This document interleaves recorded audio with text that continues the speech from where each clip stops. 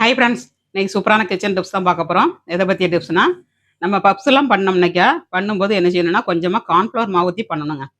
Cornflour மாவு ஊற்றி நம்ம நெய்யில் கலக்கி நம்ம ஃப்ரெட் பண்ணிவிட்டு பண்ணோம்னாக்கா அந்த பப்ஸ் வந்து சூப்பராக கிடைக்குங்க. அந்த லேயர் வந்து நல்லா அடுக்கடுக்காக வரும்.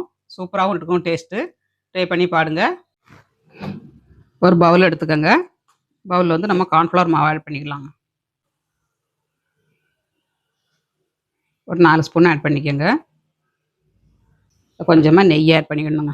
நெய்யை கொஞ்சம் உருக்கி ஆட் பண்ணிக்கிடலாம். சூடு பண்ணியாச்சுங்க. ரொம்ப சூடாகக்கூடாது. மாவில் ஊற்றுறதுனால கொஞ்சம் திக்காக இருக்கணும். ரொம்ப சூடாக இருந்தால் மாவு வந்து வெந்துருங்க.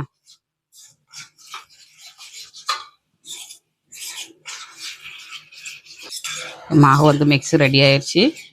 இப்போ எல்லாத்தையும் தேய்ச்சி எடுத்தாச்சுங்க. இந்த மாதிரி எல்லாத்தையும் தேய்ச்சி எடுத்துக்கோங்க. நல்லா நைஸாக தேய்ச்சி எடுத்தாச்சு. இதில் வந்து கொஞ்சமாக கார்ன்ஃப்ளவர் மாவு ஆட் பண்ணிக்கணுங்க.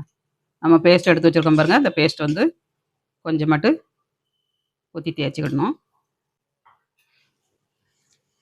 இந்த மாதிரி கையை கொண்டு இல்லைன்னா ஒரு ப்ரெஸ் வந்துட்டு தேய்ச்சிக்கோங்க. தேய்ச்சிட்டு நம்ம ஒன்றுக்கு மேலே ஒன்றா வைக்கணுங்க. ஒரு 4 பீஸ் ஃபஸ்ட்டு வச்சுக்கிடணும். இப்போ 4 சீட்டையும் தனியாக எடுத்து வச்சுட்டு நம்ம இது உள்ள வந்து மசாலா வச்சுக்கிடலாங்க. உள்ளுக்கு வந்து மசாலா வச்சுக்கிடணும். உருளைக்கிழங்கு மசாலா.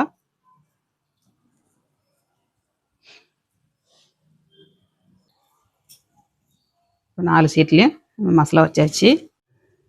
இப்போ இந்த மசாலாவை சுற்றி நம்ம கொஞ்சம் தண்ணி தொட்டு வச்சுக்கிடணுங்க.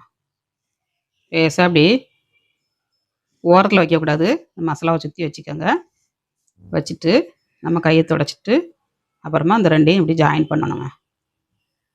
ஜாயின் பண்ணிவிட்டு நம்ம மசாலாவை ஒட்டி ப்ரெஸ் பண்ணிடணும். ஓரத்தில் ப்ரெஸ் பண்ணக்கூடாது. மசாலாவை ஒட்டி ப்ரெஸ் பண்ணிடணும்.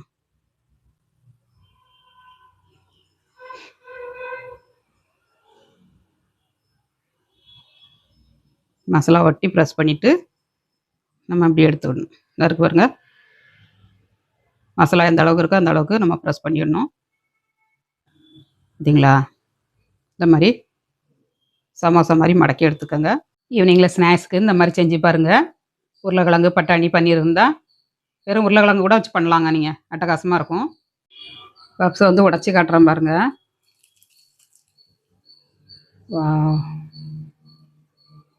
மசாலாலாம் சூப்பராக இருக்குங்க. நல்ல கடையில் எப்படி கிடைக்குமோ அதே மாதிரி நல்லா உதிரி உதிரி. வீடியோ முழுவதும் ஸ்கிப் பண்ணாமல் பாருங்கள். வீடியோ பிடிச்சிருந்தா லைக் பண்ணுங்கள். நாளைக்கு இன்னொரு டிப்ஸோட பார்க்கலாம். பாய்.